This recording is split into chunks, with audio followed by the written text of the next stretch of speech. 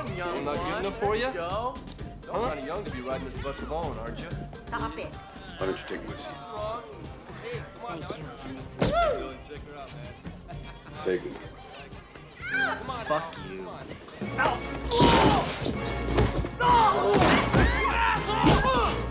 You're dead! Ray, a demolition expert for the CIA, teams up with his partner Ned on a mission to eliminate a high-profile narcotics kingpin. Ray is known for his precision, only targeting the person assigned, but when he spots a child in the vehicle with the intended mark, he decides to call off the operation. However, Ned coldly overrides the protocol by disabling their failsafe, forcing Ray to manually deactivate the explosives. Despite his frantic efforts to disarm the devices, he's too late, they detonate. Surviving the blast and emerging from the water, Ray is reprimanded for disobeying a direct order, but he pushes back, arguing that innocent lives should never be sacrificed. He vows to expose Ned and bring him down, leaving the CIA behind. Years pass, and Ray has gone off-grid, now working as a covert freelancer who responds to anonymous online pleas for help. One such request comes from May Munro, a woman seeking revenge against Tomas Leon, the son of a crime boss, and his two enforcers, Charlie and Bill. As a child, May had hidden in a closet and witnessed them brutally murder her parents in cold blood for staying silent. Ray begins to dig into May's story, doing his due diligence before accepting the job. Meanwhile, Tomas and his father, Joe Leon, are seen hosting a lavish party, attended by none other than Ned, now in their employ, upgrading their syndicate's technology. Growing restless with Ray's delay, May decides to act. She crashes the party in hopes of catching his attention. Tomas is immediately drawn to her, and a romantic relationship quickly forms, watched closely by Ned. May later contacts Ray, who warns her of the risks of getting involved with someone like Tomas. One day, while with Tomas, May sees Charlie roughing up an associate, which triggers painful memories. Unable to take it, she storms off. When Tomas confronts her, he warns her never to walk away again, and she reluctantly agrees, clearly shaken. Later that night, Ray tails the couple to a dance club. After they leave, he deliberately reveals himself to Tomas, sparking a tense but non-violent exchange. Sensing May is infiltrated deep enough, Ray agrees to take the job, but on strict terms. She must not reach out again, he'll contact her, she must end her relationship with Tomas, and if he senses any deception, he will disappear. Ray begins surveillance on Charlie, who enters the office of the club manager suspected of stealing from the organization. Ray plants an explosive trap and waits. Inside, Charlie eliminates the manager, unaware that he's being targeted.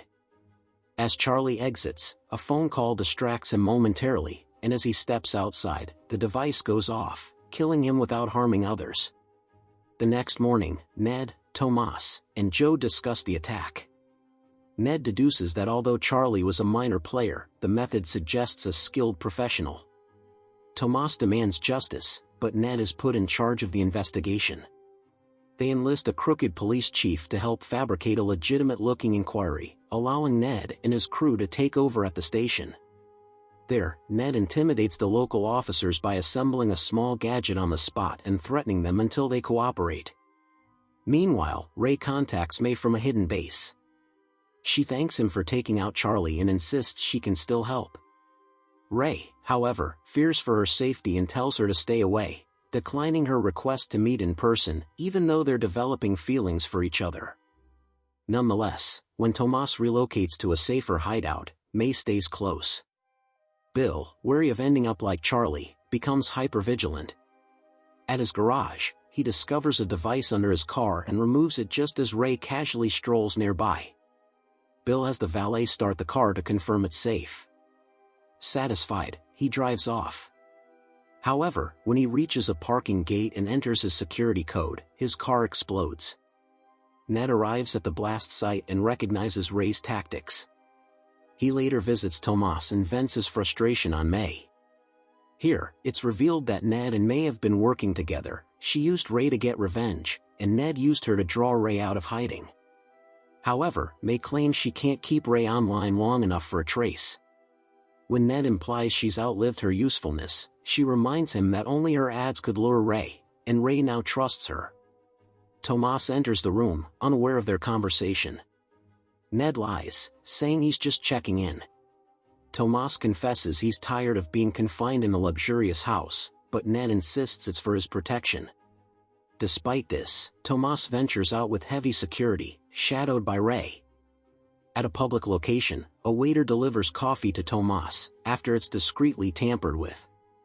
Ray spots May entering the same room and rushes to disable the device, but he's too late. Inside, May whispers her name to Tomas just before the bomb goes off.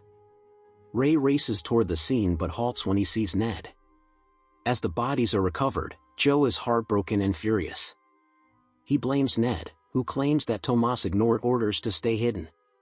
Joe demands the killer be captured alive. Ray, unable to reach May, visits her apartment but only finds her locket. Meanwhile, Ned has the police post more fake ads mimicking May's style.